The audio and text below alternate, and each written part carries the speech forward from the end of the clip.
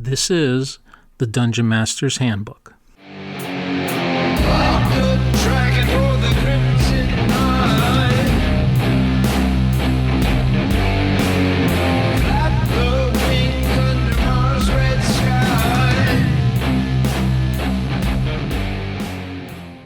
Hi, I'm Mike Shorten, also known as Chicago Wiz, and welcome. This is episode 32, an interview with my solo OD&D player, also known as the Princess Wife, also known as Angie. You are my first guest ever. Very exciting. Yeah, that's cool. That's awesome.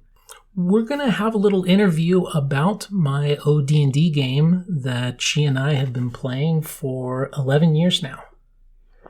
I looked at your notebook the other night when we were playing, and right there, the first page is, I couldn't see the month, but it said 09. Yes. And it's all yellowed and browned. And the whole notebook is. I know. I'm actually starting to run out of one of my notebooks that I have for the game. Thoughts chicken scratching. Yeah. Do you remember how we got started 11 years ago? I don't. I think it was out of boredom.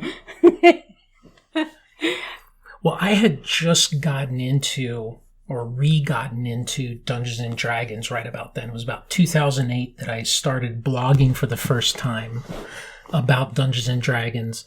And then I really picked it up in 2009. And that was also the same year that Dad passed away and we went to Gen Con. Right. And then the Annie Awards. Right. Yeah. Yeah. So that's the year we got started. Okay. What do you remember of us first starting? I thought it was going to be fun. I didn't know what to expect. Mm-hmm. My experiences were limited, so I didn't know how it was going to go. What were your experiences with D&D prior to us playing? Being teenagers, sitting around a table, much like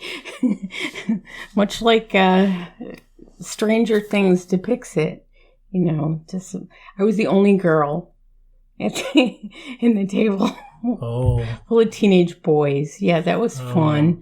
Yes. Do you remember anything from those games? We used to tie them to drinking games. As one does. Yeah, right.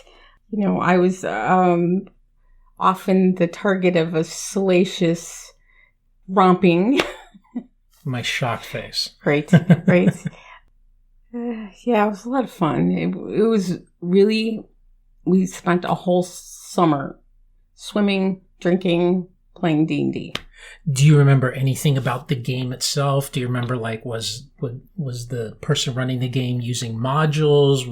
Were they just making up out of their head? I remember the books. I remember the monster manuals. Oh, okay. I mean, this was all... And what year was that? I want to say 1982 to 1986. Okay. So whatever was available back then, and right. I just remember you got the books and you got your piece of paper and you filled in what you wanted to be, and yeah. What kind of characters did you usually end up playing?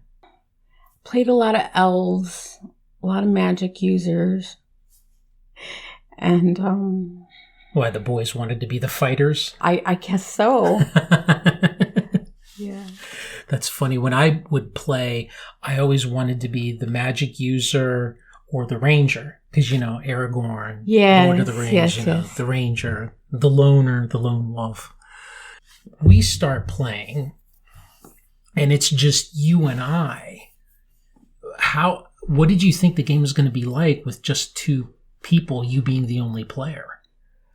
I didn't know. I was grateful that you had knowledge in your head how to play NPCs, because you don't want to feel alone, right? In playing.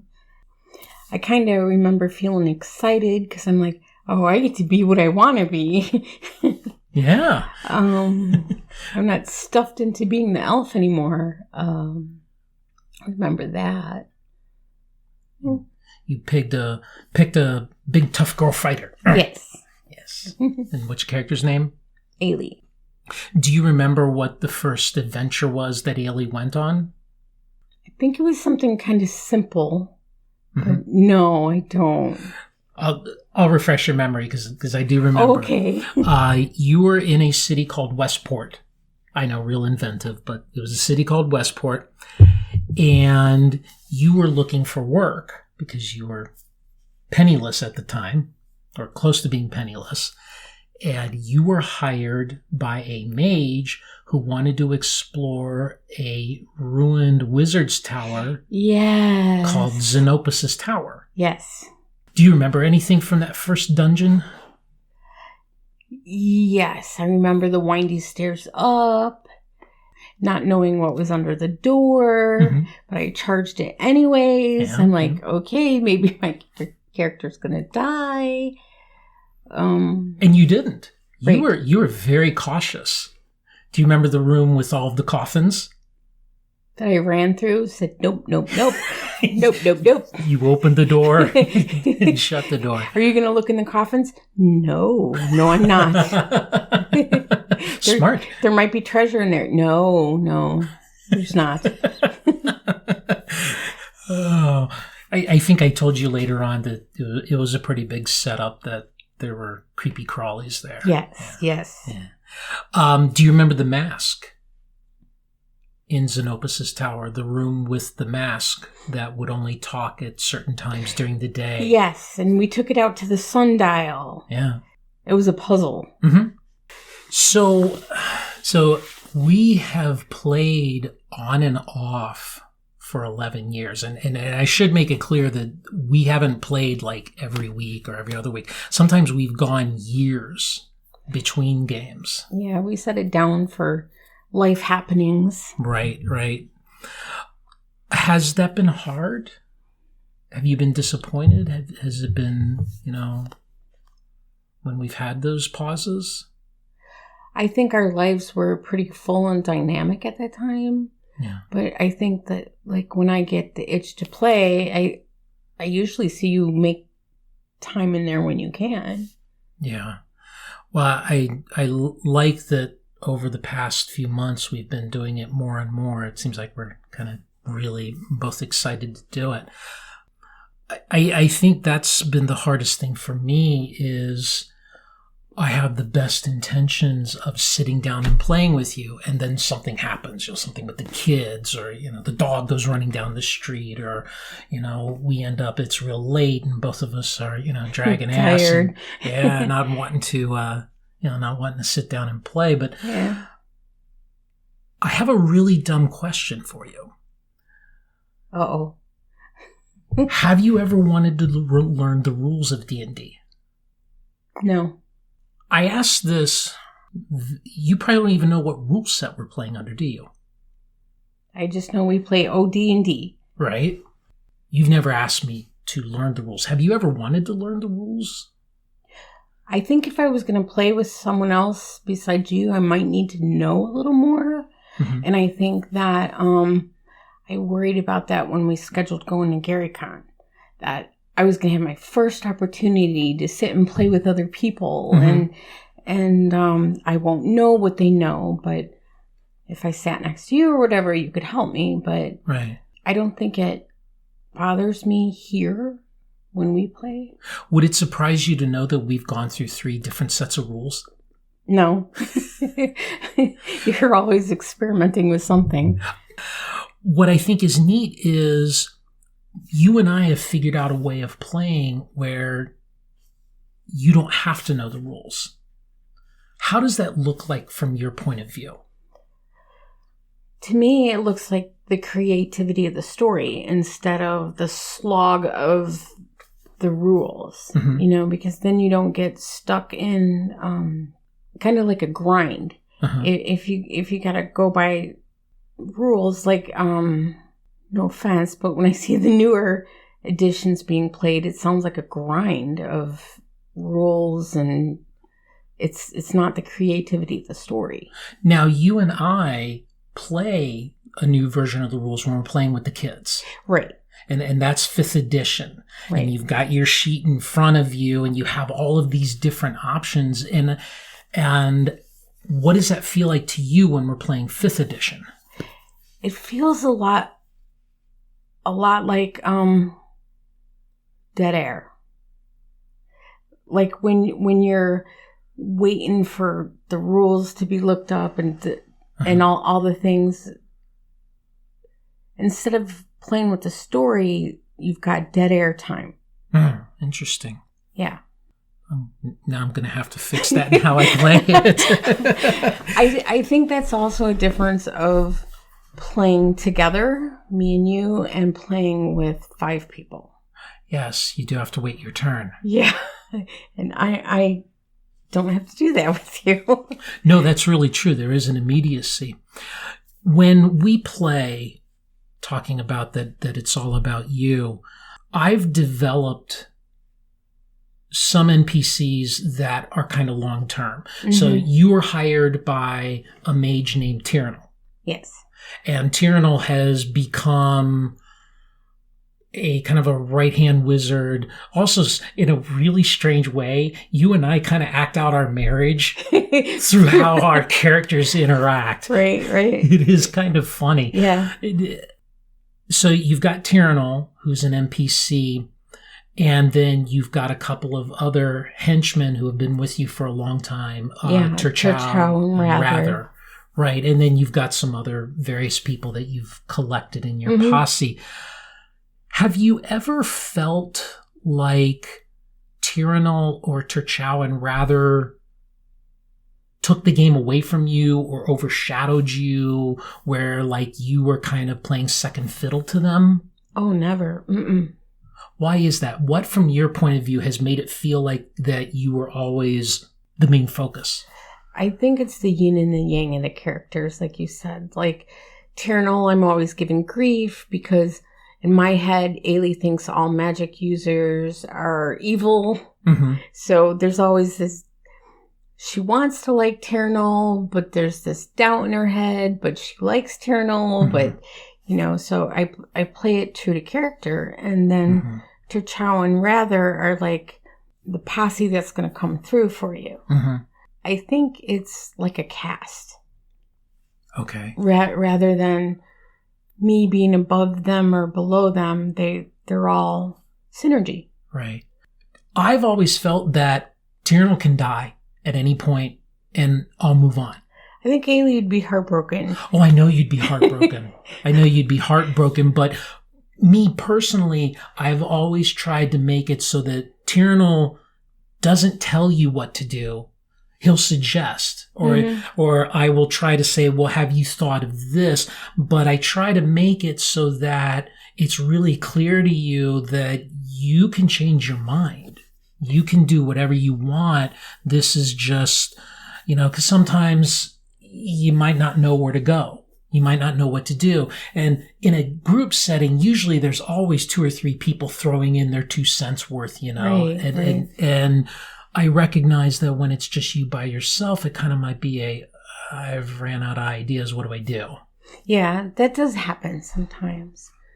What is something that you remember really well or really vividly from the game?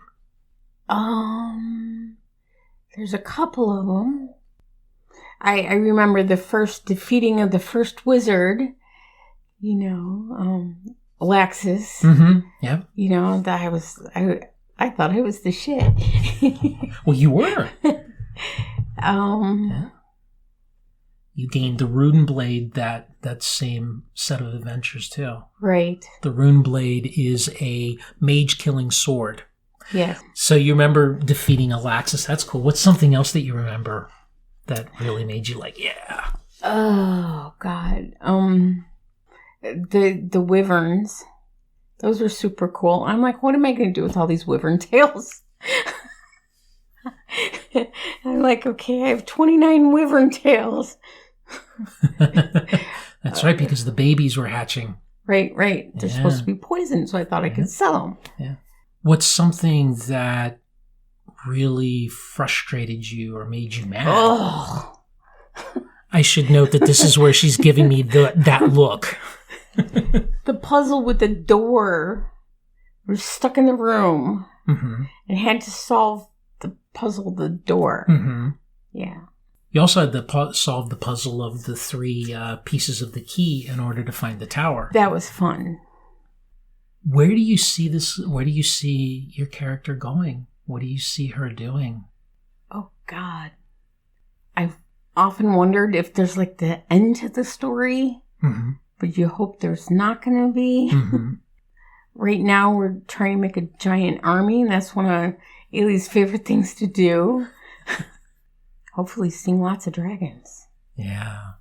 It's neat to see you travel to these different areas and these different things that I've only imagined in my head. But it's neat now, and I've planted several seeds, the elven lands. Right. The lands to the east that are mysterious and jungle-like, Freeland with the halflings and gnomes and dwarves living together. So you're like, where's she gonna go? Right, because I never know. All I do is I put the things out there, and you quite often surprise me, which I love. Which is funny when you'd be like, okay, we're going to end right here. Yep. So I can go off and write some more. Figure out what's coming next. Yeah. Well, I did a fun experiment on Reddit. I did what would you like to ask my wife about this one-on-one game? Illich asks, actually, this is something I have considered something like this with my wife. I know you are experienced outside of the space. What is your wife's experience in the hobby? Is this something she just does with you? You already talked a little bit about your experiences, but right. Are you interested in gaming with other people or gaming in other games? I don't know. I used to say no, and I think that has a lot to do with what we were talking about earlier, the patience and playing with other people, and I can be a little strong-headed. No. So I was hoping to find out. So maybe I will, since we didn't go to GaryCon, find another game or something and see how that goes. Sure. And you're getting some of that experience by playing in the 5e campaign. Right. Although sometimes it feels like we're there for the ride. Yes. Yeah. Okay. Suffering Megusa says you should ask her what her favorite moment was, which you answered. Right. What about Apsu when you were given your dragon? What did you think? Very excited about that. I mean, even naming him, you were surprised how I came up with the names, and I did a lot of research and found out a lot of neat backstory to that name. So that was very exciting. Also, Suffering Megusa wants to know, what would you like to see more of in the game? I like the battles where you have to think about it. Suffering Megusa also asks, what was your least favorite moment? I have to go back to the puzzle with the door. What about when I took the dragon stones from you? Oh, I was pissed off. Well, I didn't take them, of course. The evil mage NPC took them from you. Yes. Yeah. Yeah, pretty pissed about that still. Thanks. Thanks, honey. You're welcome. That was a battle where you actually saw mages use their full powers on you because they charmed a couple of your members and they webbed some of the other ones and they split you up and had you all running all over the place. It was a pretty tough battle for you. It was a huge lesson too. Yes. Lesson is you kill the mages right quick. And you hold on to your own shit. Bantutu wants to know: Have you played in games with people you know less well? What was your impression? I don't think you've played in any other games except ours, but I know you've listened into a lot of my AD&D games over the years. What's been your impression of hearing other games being played? There's a lot of laughter going on. Yeah. I hear your funny voices from the basement. Bantutu also asks, a really good question, would you ever run a game for me? Would you ever want to be the dungeon master? Then I'd have to learn the rules. That's true. You would. Right. Because I see the look on your face, you're like, yeah. No. Would you ever run a game for me if there was a way that you could kind of not need the rules, or say, here's the situation and go through that? Would you ever want to do anything like that? I think after playing in your games, I'm not sure that's my forte. Oh.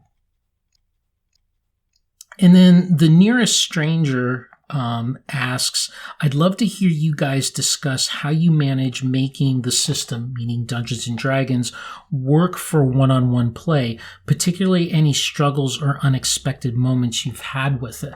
What do you think you've struggled with the most because you're the only player? Oh, running out of ideas or having other experiences. Mm-hmm.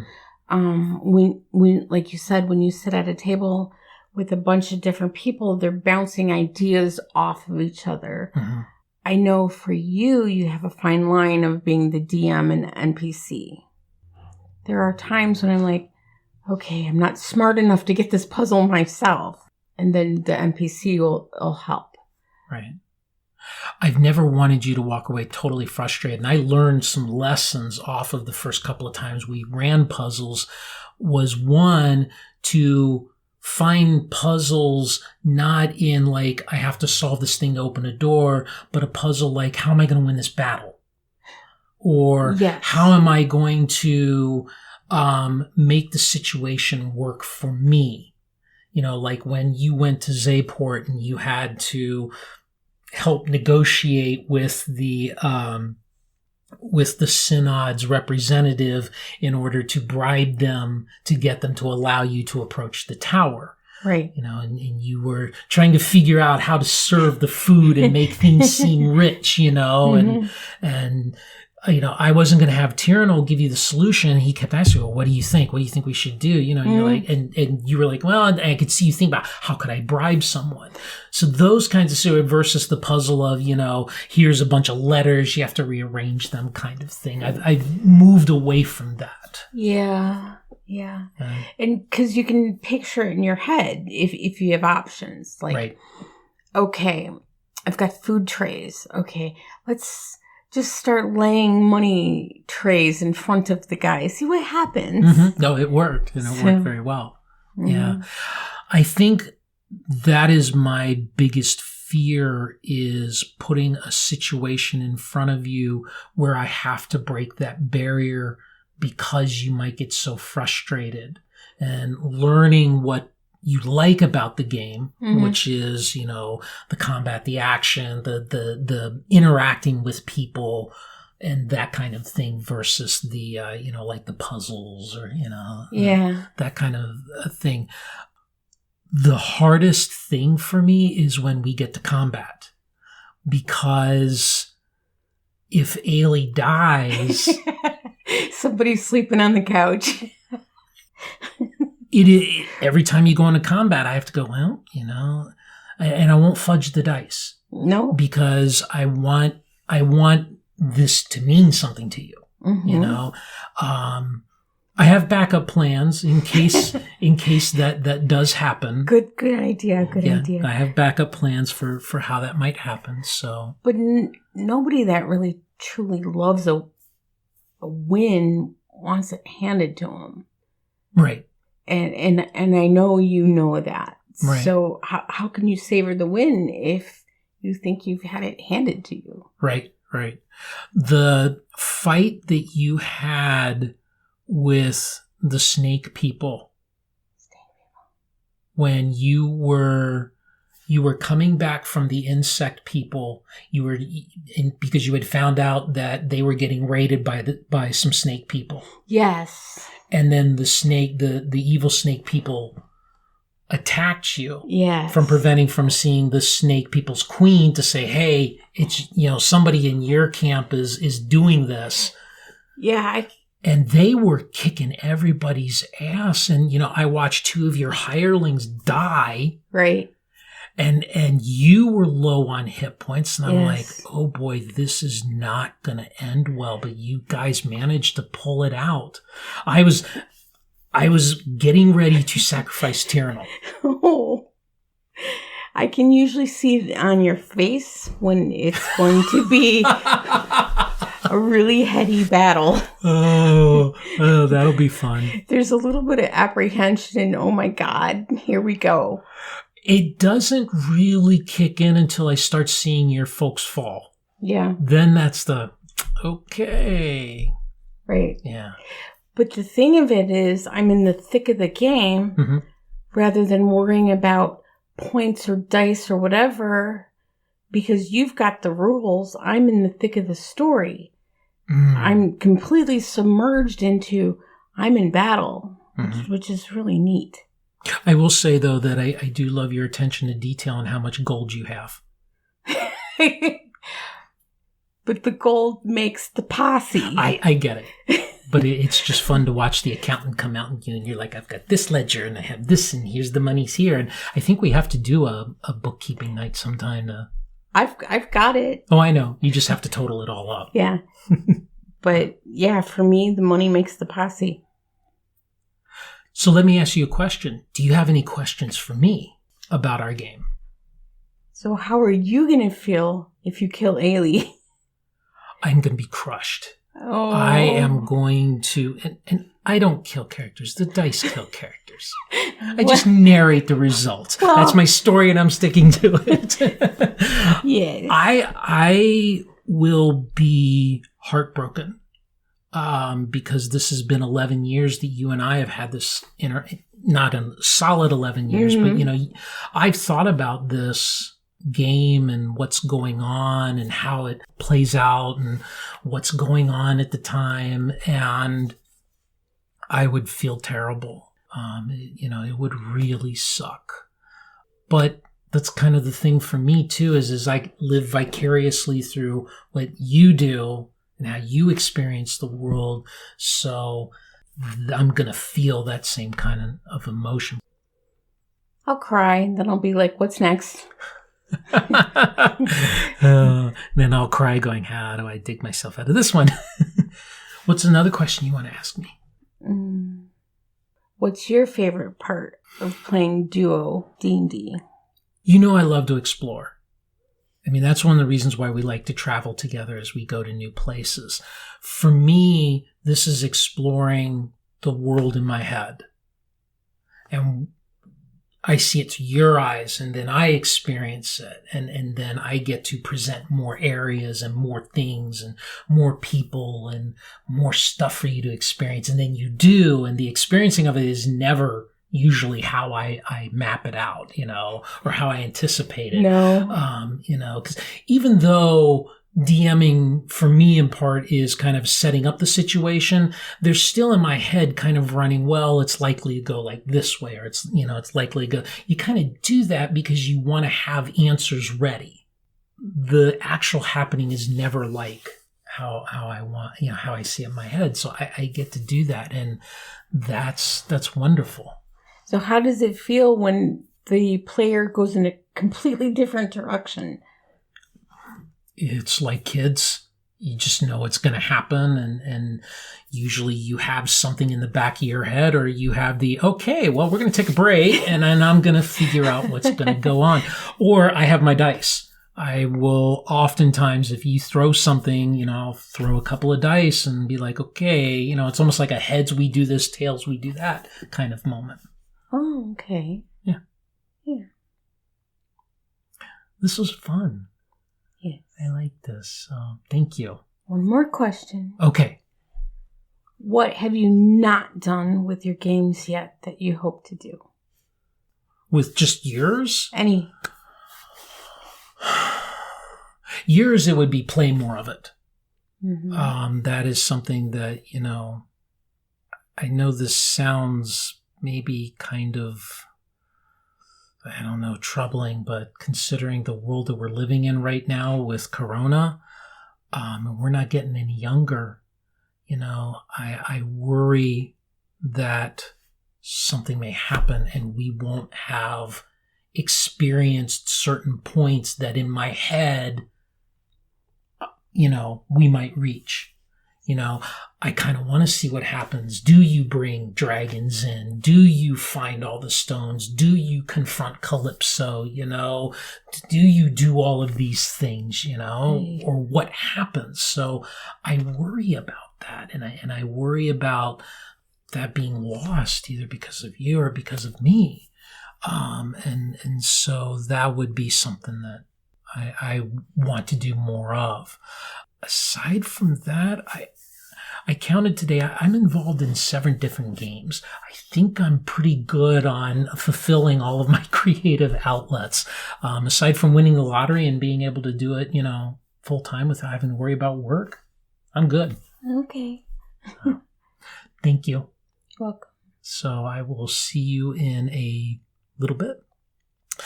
All right. Well, that's our interview. I hope you all enjoyed it. And if you have more questions, hey, shoot me an email, leave me a message on Anchor, leave me a voicemail on the number that's in the show notes.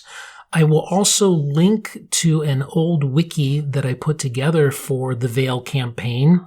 It hasn't been updated in a long time. It was something I was doing more for myself, and since I've moved a lot of my documentation to Google Drive, I don't update it as much, but at least you'll get an idea of what the world that I'm taking Angie through is like. All right, until next time, game on.